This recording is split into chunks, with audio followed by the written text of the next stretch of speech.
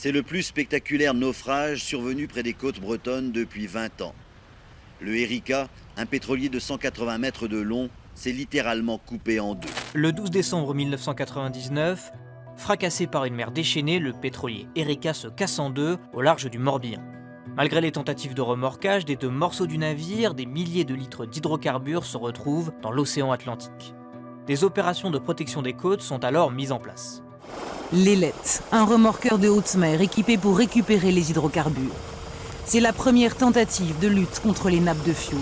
Et déjà, vu du ciel, un aperçu de l'inégalité du combat. Les nappes se sont fragmentées en des dizaines de petits morceaux. La tâche s'annonce plus que difficile. Handicapé par le mauvais temps, le pompage est totalement inefficace. Finistère, Morbihan, Vendée, en tout 400 km de côtes sont pollués en France. Entre 150 et 300 000 oiseaux sont tués. Les premières vagues brunâtres sont arrivées le week-end de Noël au sud de la Bretagne. Ici, sur la plage de la Turballe, les engins de chantier tentent de résorber ce flot de polluants et d'effacer les plaques sombres et visqueuses qui se déposent sur le sable. À quelques kilomètres plus au sud, les marais salants de Guérande. Ici, le pétrole a atteint les digues de protection des marais. Il fallait à tout prix éviter qu'ils se répandent dans les bassins, éviter un désastre écologique et économique. Le soin de nettoyer ce site très sensible a été confié à 2 escadrons de militaires, une centaine d'hommes qui ramassent 9 tonnes de polluants par jour. Très vite, les militants écologistes pointent la responsabilité du groupe Total Fina qui a affrété le bateau. Total n'entend rien changer à sa politique de transport maritime du pétrole. Total, en la matière, fait preuve d'une irresponsabilité totale. Les Verts appellent au boycott et à la vente massive des actions Total. Le groupe pétrolier montré du doigt est jugé responsable de l'accident de l'Erika. En gage de bonne foi, le groupe pétrolier met sur la table des moyens financiers pour lutter contre la marée noire. Nous mettions nous aussi en place un fonds d'urgence de 40 millions de francs pour couvrir des dépenses d'achat par les collectivités locales. Des annonces insuffisantes pour les communes touchées qui choisissent d'attaquer Total en justice pour faire reconnaître leurs préjudices.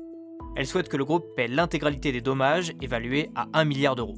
Voilà des mois que les maires demandent à Total de nettoyer les plages. Ils ont pris des arrêtés en ce sens. Rien n'a été fait par Total, ou très peu.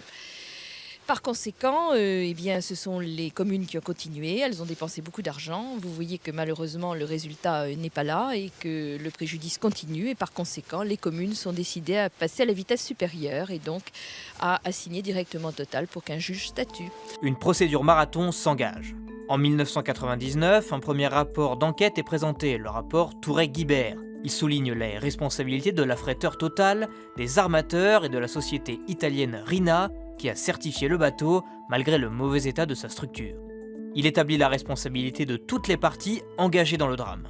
Le bureau enquête accident demande aux sociétés de classification comme Rina de revoir entièrement les conditions d'inspection des navires de plus de 20 ans. Il demande surtout à ceux qui sont amenés à inspecter les bateaux d'être plus vigilants. On fait trop, ça c'est clair, et dans beaucoup de pays, de contrôle documentaire. Et il faut faire davantage de contrôle de structure. Le procès s'ouvre enfin en 2007. Et avant le début des débats, la ligne de défense de Total est claire, elle réfute toute responsabilité dans la marée noire. Ce n'est pas parce que l'émotion est très importante et justifiée qu'elle fait le droit. Pour vous, Total n'a aucune responsabilité ? Sur le plan juridique, sur le plan factuel, Total n'a aucune responsabilité. Total a exprimé sa solidarité. Le jugement déclare pourtant Total coupable avec l'armateur du navire et la société Rina.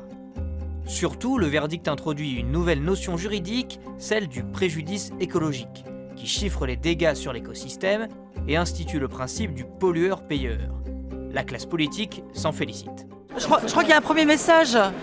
C'est d'abord qu'une société qui se permet de faire naviguer des navires poubelles, elle doit payer le prix à la société. C'est un jugement remarquable, puisque d'abord il établit la responsabilité de tous les acteurs, contrôleurs, propriétaires de la cargaison. C'est un avertissement très sévère qui est donné aux transporteurs inconséquents, aux bateaux poubelles qui sillonnent les mers. Le groupe Total fait systématiquement appel de tous les verdicts et se pourvoit en cassation. Sa condamnation sera confirmée par la plus haute juridiction française en 2012. Après 13 ans de bataille judiciaire, l'affaire de l'Erika est terminée. La Cour de cassation, la plus haute juridiction française, a confirmé que le groupe Total était bien responsable, tant sur le plan civil que pénal, de la catastrophe. C'est 13 ans de bataille de la part des collectivités locales que j'ai eu l'honneur de défendre, mais c'est aussi, je pense, un très grand jour pour tous les défenseurs de l'environnement, d'où l'émotion qui est la mienne aujourd'hui. Total est condamné à verser une amende à l'État de 375 000 € et doit verser 200 millions d'euros aux victimes de la catastrophe. Le principe du préjudice écologique est également inscrit dans la loi en 2013.